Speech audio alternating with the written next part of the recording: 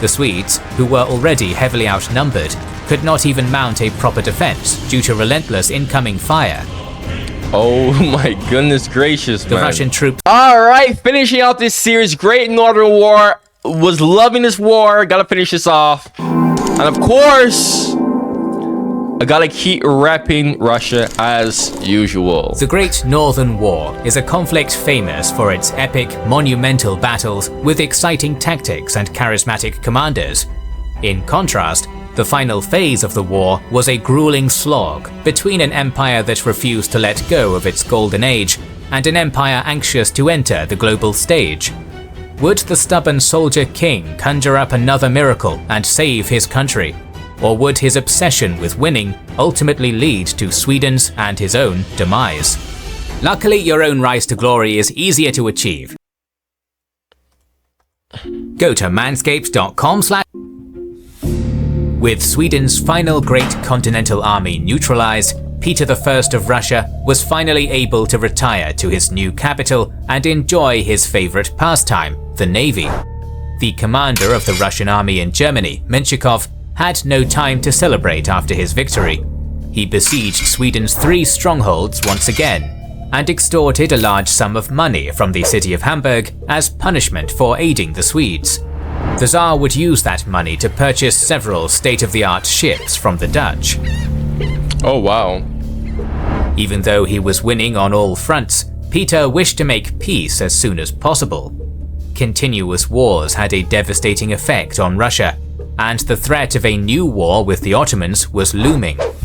To his joy, however, Charles had been arrested by the Sultan for conspiracy, and Crimean raids were becoming increasingly rare. This allowed him to focus on Sweden's final frontier, Finland. With What? Charles, what did you do, my boy? I thought the Sultan was loving Charles. new troops and resources, Admiral Apraksin was able to swiftly advance into southern Finland. The new Russian navy played a pivotal role during the Finnish campaign, as supply shortages were the main cause of Russian failures there after the capture of Viborg. Peter refused to risk the expensive Dutch ships of the line for such operations, instead opting to use the much larger and easily replaceable galley fleet.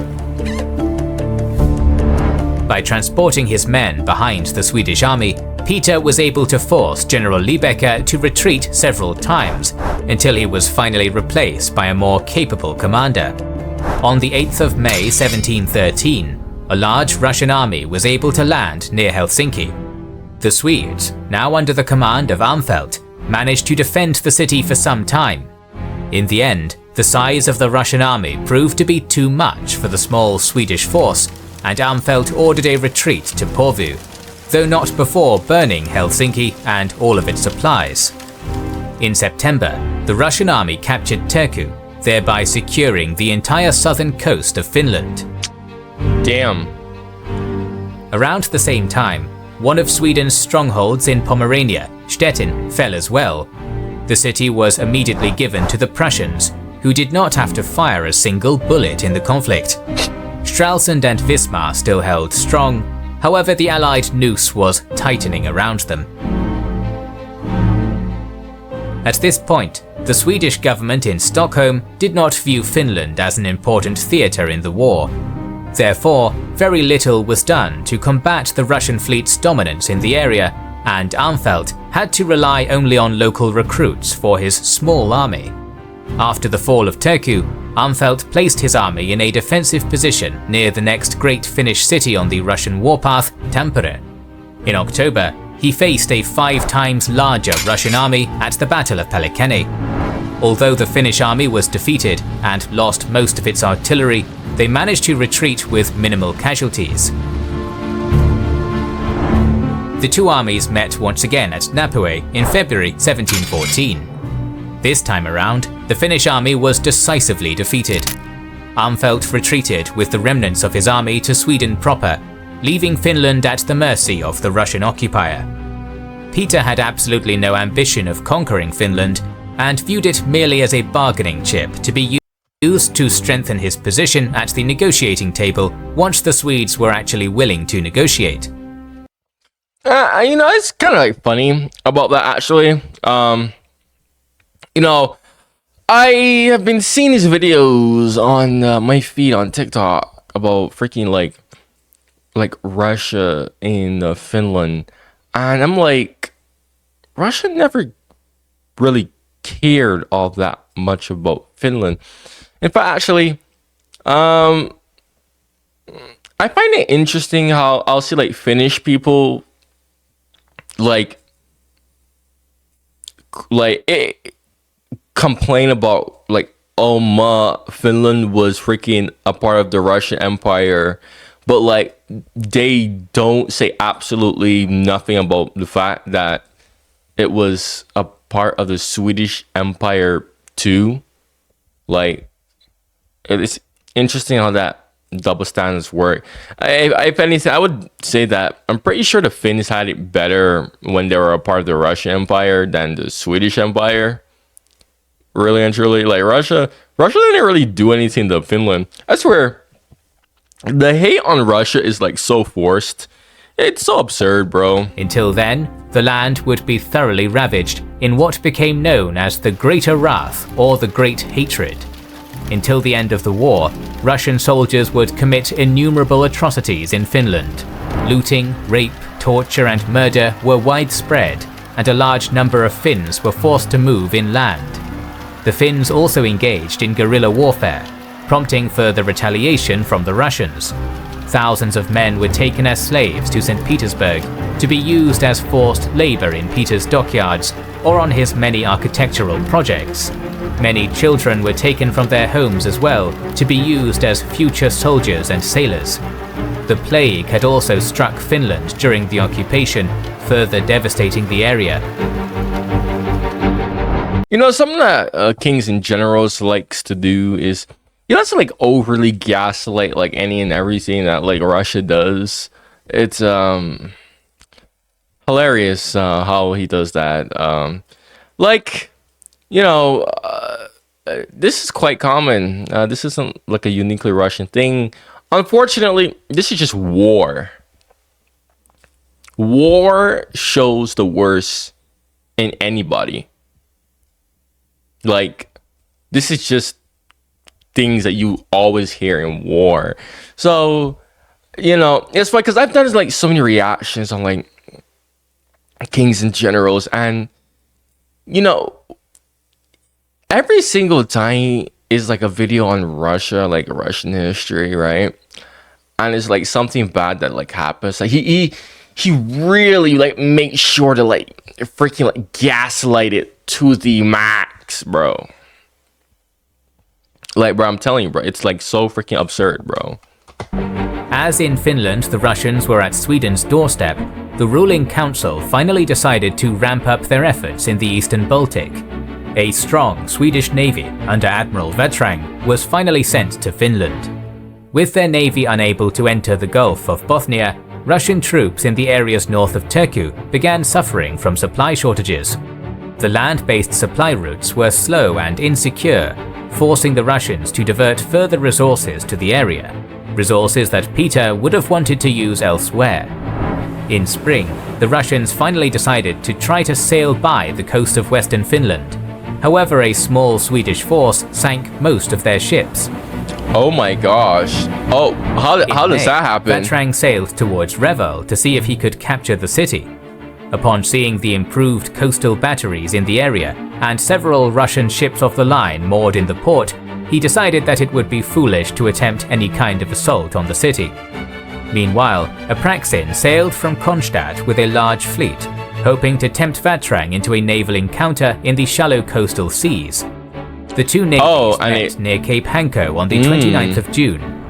Although numerically superior, the Russians had far weaker ships than their Swedish counterparts, and their sailors were less experienced. Knowing that his galleys would be decimated in the open sea, Apraxin withdrew all of his ships east of the peninsula, where he awaited further reinforcements from Helsinki.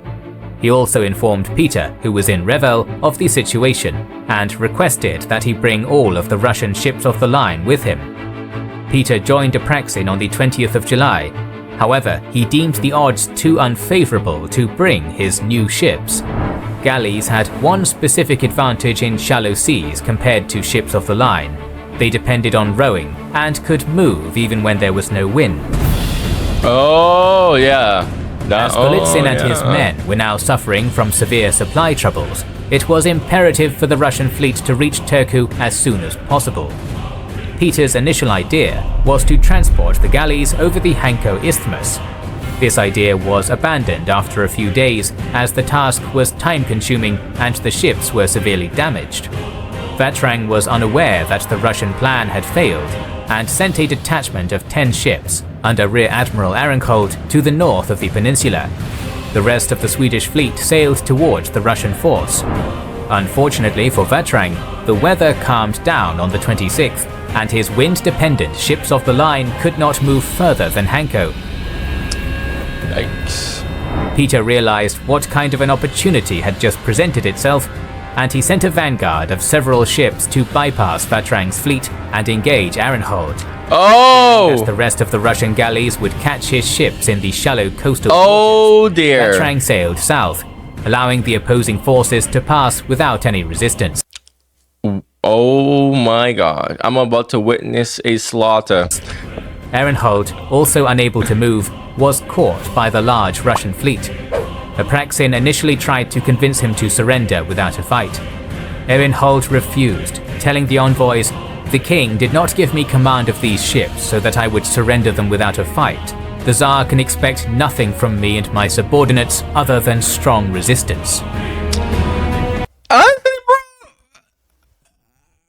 Hey, I gotta respect that. I got to respect it. I got to respect it. Yo, this man basically said, I'm taking all of y'all with me. If I'm going down, as much as I can take down, I'm taking. I got to respect it. Like, it's just some things, man, where I'm just like, you know what? You have my respect. And this is one of them. Because this is an unwinnable situation.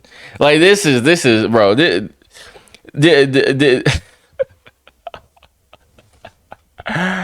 Hey, what a G, bro. What a G. The Swedish fleet consisted of 1 pram, 6 galleys, and 2 skerry boats. The ships were arrayed in a semi-crescent in between 2 islands, with the pram in the center and 3 galleys on each side, while the skerry boats were placed behind the line and did not engage in the battle. Apraxin had 98 ships under him, mostly galleys and half-galleys. Only around a quarter of that number would actually engage in the battle. 11 ships in the center, 6 on each flank, and 4 small ones would later attack from behind. The battle started on the morning of the 27th with massive artillery barrages from both sides. The artillery duel was in no way decisive, with ships on both sides sustaining only minimal damage. The Swedish ships carried superior artillery compared to their Russian counterparts. Due to their numbers, the Russians would have won even during a prolonged artillery battle, though with far heavier casualties. With the smoke from the artillery providing cover, the Russian fleet advanced simultaneously towards the Swedish line. This had 2 effects. The Swedish boats would not be able to concentrate their fire as effectively, and the Russian ships would decisively outnumber the Swedish ones. All 11 ships in the Russian center were ordered to advance towards the Swedish pram, called Elephant. Not only was that ship of the line the biggest threat to the Russian fleet, but Peter also wanted to capture it for his own collection. As the Russian ships were approaching, yo, Peter, you really love those ships as alliance, man. He collected ships of the lines like his freaking Thanos collected the freaking Infinity Stone. The Russian soldiers and sailors fired at the Swedes with their rifles. The Swedes, who were already heavily outnumbered, could not even mount a proper defense due to relentless incoming fire. Oh my goodness gracious, man. The Russian troops began boarding the Swedish ships, and fierce close-quarters combat ensued. The Swedes fought bravely. However, it was only a matter of time until Russian numbers overwhelmed them. To Arinhold's surprise, 4 Russian gunboats went through a narrow passage between the island on their left and the mainland. Those gunboats subsequently attacked the Swedish galleys on the left and captured or sank all of them. The Swedish galleys on the right fell one by one as well, with only the Elephant still resisting. After a fire broke out on the Elephant, Arinhold was captured and the ship was taken over by the Russians. In the end, the Swedish lost all of their ships and men, while the Russian casualties amounted to several hundred men. Though the battle had little to no effect on the Swedish navy, its implications were substantially foreboding. The Russians would now be able to launch devastating raids into Sweden, and the numerically inferior Swedish navy could do little to nothing about it. Indeed, the Åland archipelago was captured later that year, and Umeå was sacked. Vatrang retreated with his fleet to Sweden. However, his failing health prevented him from taking any initiative in the following years. The Swedish defeat caused a sense of panic in Stockholm, and the nobility felt that now it would only be a matter of time before the Russians struck at the capital. Having no other alternative, the Swedish Council of State sent a letter to Charles, informing him that they would start negotiations towards an achievable peace with the coalition unless he returned as quickly as possible. With the Sultan's appetite for war diminished, Charles made an obvious choice. Charles was now determined to reach his homeland, and he rode through Europe at a tremendous speed. He reached Stralsund in November, only 2 weeks after leaving Istanbul. Oh, that's where... What? Swedish meatballs have Turkish origin? That's crazy. In the following months, Charles started looking for new allies against the coalition. Frederick Wilhelm of Prussia was willing to join the war on Sweden's side in exchange for having Stettin recognized as his own. This did not go well with Charles's no-inch-lost doctrine, so he refused. Prussia would enter the war against Sweden in 1715, the same year as Hanover did. Sweden, bro. Sweden, Charles, bro. You should have just gave it up. You should have literally just gave that up. You could have gotten a lot more had you just simply gave that up. In November 1715, a combined Danish-Saxon-Prussian army landed on the island of Rügen. Charles's attempt to stop their advance failed, and he was forced to return to Stralsund. The king's presence may have encouraged his men to continue their stalwart defense, yet the fall of the city was inevitable. With Stralsund surrounded on all sides, Charles left for Sweden on the 22nd of December, merely 2 days before the city fell. 15 years and 3 months after his departure, Charles was finally on the soil of his homeland. This left Sweden with only Wismar on the continent. However, the city fell in 1716 too. Bremen-Verden was partially occupied by Denmark and partially by Hanover. However, George I gained all of it after paying a substantial sum to the Danish king. Yeah, with all that money from the freaking Caribbean. What year is this? 1716? This was like peak years of Barbados right here, back when it was a British colony, right? Barbados at its peak was the richest colony at its peak in the whole empire at one point. No, it's funny how nobody talks about that. You know, I'm not even just saying this because I'm from Barbados. Like, this is true. You could Google this. Like, you'll see all this like historical videos talk about, oh, Britain like had all this money, right? Like around like 18th century, 16th century, right? That's at Barbados' peak. This is like the first British Empire here. The second British Empire was where the Caribbean kind of like started to like was sidelined for India, right? But you know, they'll say like, yes, the British, you know, they just like paid this person off. Oh, the British had all this money, but they never like they never ever say where that money comes from. Never. And it's funny because I remember, like, I said this like one of like back when my channel was like in its early days, right? Like in its infancy when I revived my channel, and people did not believe me when I said that on a video like a while back. People did not believe it. People were like, nah, that's not true. I'm like, yes, it is. I always tell people, you can't have the British Empire without Barbados. I'm sorry. I'm not saying that just because I'm from there, bro. Barbados was that wealthy. Barbados was more wealthy than the, like, 99% of the original 13 colonies that would become the United States. Barbados was making more money than all that. Like, so much money that the British was able to take all that money and not only, right, basically bribe so many freaking Europeans and influence a lot of European history, a lot with that money.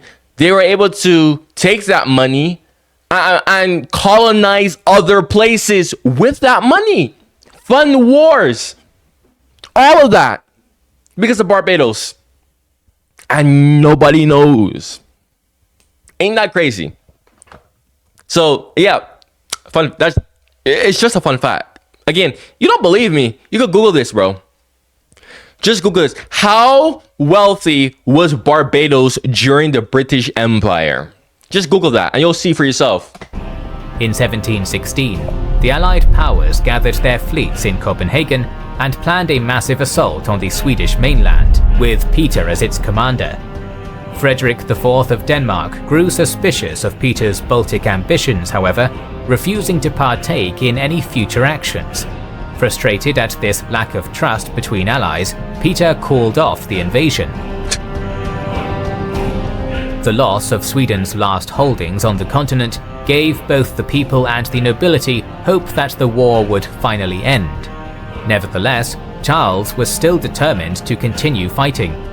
More war meant more men and more money, yet Sweden was devastated. Half the farmland was not cultivated because there were no labourers. Fisheries were abandoned. Foreign trade was ruined by the blockade of the Allied fleets. The fact that Charles was able to continue the war in spite of all this seems like nothing short of a miracle. Yeah. This was only possible due to the appearance of Juri Heinrich von Goetsch as Charles's advisor. His administrative skill allowed Charles to raise another army, though his brutal methods only caused further dissent within the kingdom. Goetsch also used the distrust among the allies to strengthen Sweden's diplomatic position. By playing George I and Peter against each other, Charles received several relatively favourable separate peace offers. This would have allowed Charles to focus on recovering his Pomeranian possessions. Goetsch continuously tried to convince Charles to accept peace with Russia, in what can only be described as a Sisyphean task. To his credit, he did manage to wear down the stubborn king to accept the loss of Karelia and Ingria. Charles invaded Norway in 1716 in order to knock Denmark out of the war. However, the campaign was slow and costly. Finally, it would all be for naught, as on the 30th of November 1718, Charles was shot in the head and killed while besieging Frederikshamn. Whether it was a bullet from the Norwegian defenders or from one of his own men is still a matter of intense debate. What? I always thought... Oh, bruh. Oh my gosh. Nah, that had to be from one of his own men. Both are distinct possibilities. The beleaguered Swedish army then returned to Sweden with their king's body. While crossing the Scandinavian mountains, thousands would die due to cold and starvation. The last hope of reviving the Swedish Empire died along with Charles. As Charles neither married nor sired any offspring, he was succeeded by his sister Ulrika Eleonora. she decided to renounce her absolute powers, and a period of parliamentary rule in Sweden would ensue. With his protector now dead, Goethe was also imprisoned and executed. Ulrika Eleonora would abdicate in 1720 in favour of her husband, Frederick of Hesse, who held virtually no power. In late 1719 and early 1720, Sweden signed the Treaties of Stockholm with Hanover and Prussia. Sweden ceded Bremen-Verden to Hanover and Stettin to Prussia. In the summer of 1720, Sweden and Denmark signed the Treaty of Frederiksborg, according to which Sweden would regain Wismar and Stralsund, while also losing their exemption from the Sound toll and paying war reparations to Denmark. Denmark would also gain part of Holstein-Gottorp. Saxony, the Polish-Lithuanian Commonwealth, and Sweden did not sign any peace treaty. Instead, they renewed the Treaty of Oliva from 1660. The last few years of the war were fairly quiet. Russian raids around Stockholm and Umeå are the only few exceptions. Though they did not have a profound effect on the war, they made the Swedish Riksdag increase their efforts at achieving peace. The final peace treaty was made at Nystad on the 10th of September 1721. Russia would gain Livonia, Estonia, Ingria, parts of Karelia and Viborg, while Finland would be returned to Sweden. Those are some general I mean, Russia, bro, Russia. Russia could just took all that and they did not. Together wow. with 2 million thalers in war reparations. Wow. Sweden was now reduced to merely a regional power, would be gripped by the conflict between the monarchy and the parliament, and revanchism against Russia would dominate its foreign affairs. Poland-Lithuania would lose all semblance of central authority. The once powerful Commonwealth would become a battleground for Europe's empires in the next century. Yo, Poland became a Fortnite Battle Royale map. No, bro, because when I was like reacting to this entire series, bro, I just see these armies just walking through Poland left, right, and center. I'm like, these men are just using Poland as a road bump, apparently. Denmark would enter a period of stability, while Prussia, similarly to Russia, would continue its growth on the European stage. The power vacuum left by Sweden would be filled by the ever-growing Russian Empire, which would dominate European affairs in the coming centuries. The Great Northern War completely changed the balance of power in Europe. Not only that, but it also marks a turning point in European history. Wars would have a European rather than a regional nature, as an increasing number of countries would become involved in each other's affairs and conflicts. We are planning to talk about these wars in the future, so make sure you are subscribed and have pressed the bell button to see it. Please consider liking, commenting, and sharing. It helps immensely. Yo, Sweden with that yellow drip. No, look, guys, if you have any suggestions like this, you could always comment it in the comments below. Eventually, I'll get to it. Eventually, I'll do it. This was epic. The end of the Swedish Empire. Go check out my other reactions on my channel, like on Russian history or just any other like European type of history or whatnot, whatever you like. Turn that bell notifications on. Thank you for watching and goodbye.